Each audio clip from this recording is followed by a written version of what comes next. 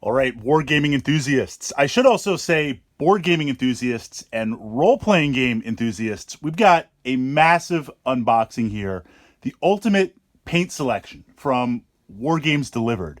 And this unboxing is so massive, I had to, ahead of time, go out, pull everything out, sort it, work my way through this paint selection because truly from the perspective of miniature wargaming and getting your miniatures painted on the table, this set has everything that you need. And incorporating it from this perspective, what I found very, very interesting is more and more there's a lot of crossover. We used to see this idea that painting miniatures was primarily in the domain of wargamers. Maybe we've got some role-playing gamers doing the 3D stuff, building the dungeons. But more and more with the crossover to board gaming, you're finding the need where you want to paint your miniatures. And with so much support in the community on YouTube, this is something that it's very, very easy to jump into. And improving your game, one of the great things about painting your miniatures, besides the fact that it's another aspect of the hobby, it really brings that perspective. It really brings your tabletop experience to that next level. So this leads to the question, if you're new to painting, where do you jump in? You want to make sure that you have everything that you absolutely need. And likewise, if you've been painting for a while, what you see is often if you start with a smaller set, you go through and as you expand your paint palette and as you expand your tools, you'll add different types of paints. You might pull in paints from different model ranges. And eventually you reach that point where it's time to make that jump to the next set. It's time to make that jump to something really, really massive and everything that you need.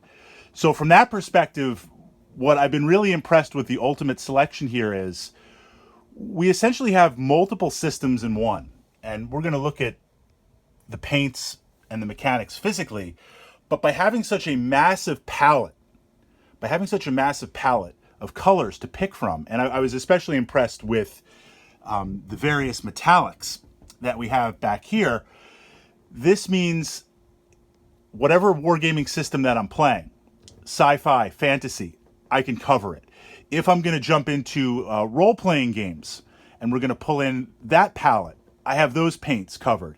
If I'm going to do historical miniatures, playing Chain of Command, World War II, it has kind of the classic colors that you're going to need from that military perspective. Truly, if you're looking to span multiple systems in your collection, this paint set's going to jump in. Like truly, literally the ultimate, everything that you need. So jumping in with the unboxing, it comes with a paint guide. And I really enjoy this from the perspective of if you're new to painting, yes, absolutely, we're going to look at online resources and we're going to look at online tutorials. But what I really enjoyed about this was the discussion of hobby tools and the discussion of different steps. So you can build that checklist and then go online and use various online resources. Because before we even get to the painting, the prepping of your miniatures, the priming of the miniatures, and then along with this idea that as you paint it out, there are many, many steps to painting. Picking your palette, layering the different colors, highlighting, besides giving you the details and matching it directly to the paints in the kit. Again, I think from the perspective of someone that is brand new to painting, this is going to be a very good and much appreciated checklist to push you in and to give you those ideas. So I was happy to see this kind of old school paint guide getting ready to jump in. So the preference in terms of the paints, and we're going to pull in some basic colors here. I liked that there were multiples of each shade. So it's not just the fact that we're going in here with blue. We've got the 4 or 5 different shades of blue. We've got the 4 or 5 different pigments of blue. I really like that perspective because, again, it's going to really pull out your palette and give you a lot of options. Now, this is just a personal preference of mine. I prefer these dropper bottles. If you've had the chance to look at other paint sets, some of them use like a pot. Some of them use a more traditional kind of cylinder bottle. I like these because, first of all, not that you should ever leave your paints uncapped, but as you're mixing paints or putting some out on your wet palette, if I knock these over, I don't have to worry about any type of spillage.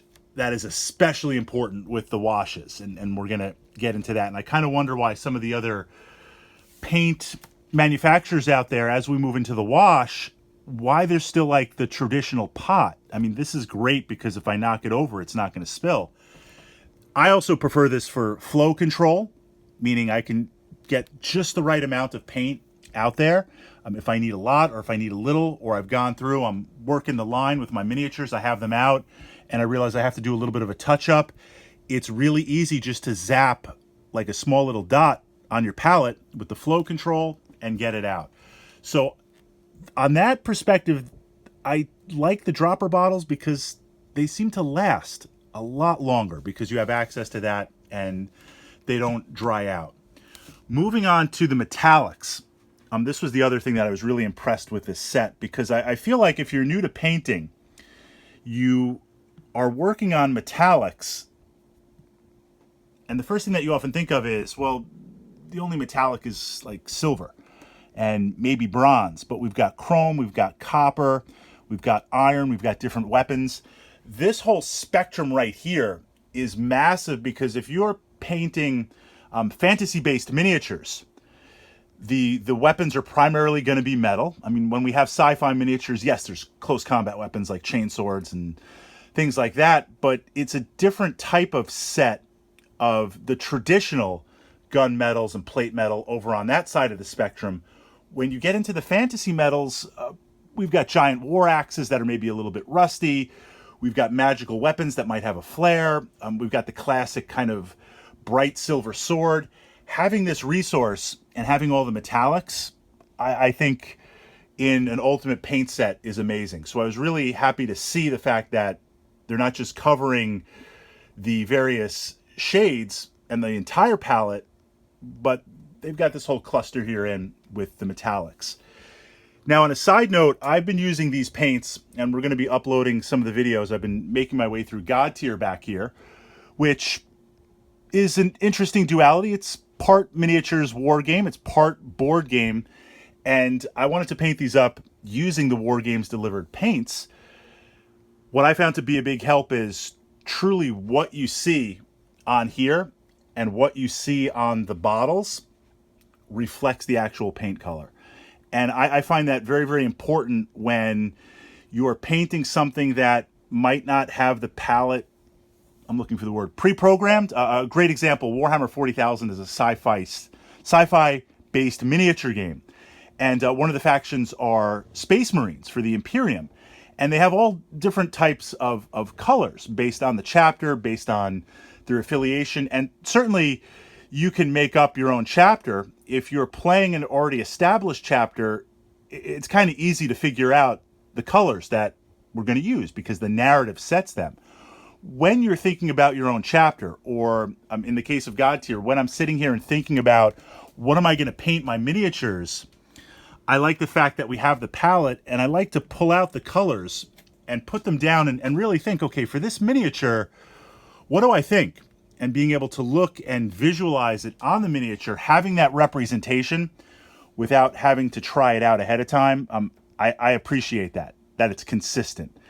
And I've noticed with other paint systems out there or other paint manufacturers, you have the label and you have the color, but it doesn't always exactly match what's presented and what's on the label. So with the Wargames delivered paints, they've absolutely been on top of that, and having a big palette to look and figure out, that's really big. Before we jump into the washes, because this is one of the things that also really impressed me the most, because I feel like when you jump into painting and you begin to understand the use of washes and how it can really work to take your miniatures to the next level, one of the early mistakes is just to think there is only one type of wash, and to understand that the perspective of washes is very similar to paints. There's different color pigments, there's different spectrums, and of course it's a lot more technical for that, but the idea that, hey, look, everything is all in one, I get this set, whether I'm jumping in or I'm replacing an old set, I'm good to go. I like the idea that the bottles are all color coded. So as you break them out and you build on your hobby shelf, I mean, certainly you can keep them in here and use the box, but having them tiered, I know the white tops are going to be the paints. The reds are going to be my washes. The blacks are going to be my metal tones and my silver tones. So as things get mixed up and I have to grab and I have to look on my table, just a lot of little attention to detail like that in such a massive paint set is a really, really big help. So let's jump into the washes here. What we see often, they've broken them out into a flesh, a strong, and a soft tone. A lot of washes are primarily just a strong tone, where you'll wash over the miniature, and then maybe you'll use a soft tone. From that perspective, to break it out in the set and realize, look, we have a brown wash, we have a purple wash, we have a green wash. We're covering kind of the sci-fi fantasy. We've got a military type wash shade. We've got a red tone, so if we're going to do like some blood effects or some battle effects on there. You've also got a light wash tone. To have the complete spectrum of washes, that's going to layer over really, really well and really, really nice with the paints themselves. So that was one of the things also in looking for a mega paint set. I want the mega of like everything. You know, I want the mega of the paints, I want the mega of the metals, and I want the mega of the washes. Now there's a couple of other little extras thrown in here, which I think are nice things to get you started and nice things to help as you expand out. They come with 4 primary brushes. I mean, that's enough to get started. And then as you learn your paint style and research more into the brushes, you're definitely going to expand this out. I would not expect it to include dozens and dozens of brushes. You know, it's got the fine brush, the point, the medium. This is a good set. It comes with a number of these mixing bottles along with the mixing balls. This is very, very important. So one of the things that as you paint custom wise, and this is one of the great things about the resources on YouTube to see this. I learned this the hard way a while ago when I was painting my D&D miniatures. Sometimes you want to mix up custom colors. Sometimes even with a massive palette like this, you want to experiment, you want to mix up some colors, you want to do something a little bit different. And I was painting some dragons for my Dragonlance campaign, and I mixed up some custom colors. Painted them up, had a lot of fun, and then sometime later, when I wanted to add now additional dragons to the campaign, Draconians, I had to remix the paint. Well, I didn't save it, and it's not like a scientific formula. I kind of visually mixed it. So one of the things that I've done moving ahead, anytime I mix some custom paints, I want to mix a little bit more and save it. We've got a bunch of bottles here, the 4 mixing bottles, that you can mix up your own paint. You drop in the balls, you shake them up, it's good, it mixes it all. That is really important, especially if you're painting projects that you're going to revisit. Or when I painted up my Zombicide Black Plague set, I said I was never going to do it again, but now I'm working on my Invader set, where you're painting tons and tons of those miniatures from that perspective. If you're going to mix custom paints, you can't do hundreds of zombies in one sitting. So you have that, you're ready to go. That's a nice touch. I'm really happy that that was included. And then we've got some stuff to get you started that you're going to expand out, taking the seriousness of having so many colors to have a varnish, to have something that I can put over my miniatures after they've been painted to seal it and protect it, depending on the use that those miniatures are going to get, depending on the tabletop system. Some of these miniatures take a lot of play. Pick up, put down, push around, back and forth. To have the paint set and then to go over and then be able to put this on, I'm glad that they included this because it's going to get you started. And of course, you know, you'll pick up more as needed.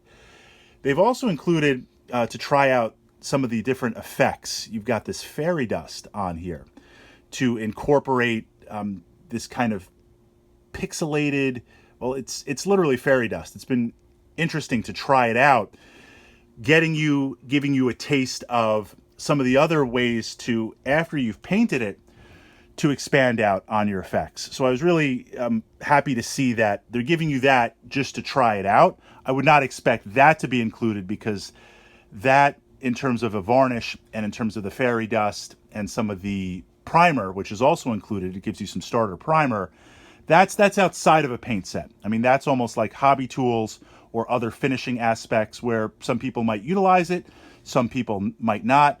But you can't call this an ultimate set and not include a few of these just so you have them, just so you can jump in, just so that you can get started. So what are you guys thinking about this set? Again, my perspective is, if you're ready to jump into painting and you're like, Fritz, I've got the wargaming miniatures, I've got the board gaming miniatures, and I've got my D&D miniatures, my perspective would be, look, let's just do the whole palette. Let's just get everything that we need. Let's get the brushes. Let's get the mixing. Let's get the washes. I love this. Let's get a taste of the other effects. And that means you're just ready to go. You don't have to think about anything. You've jumped in.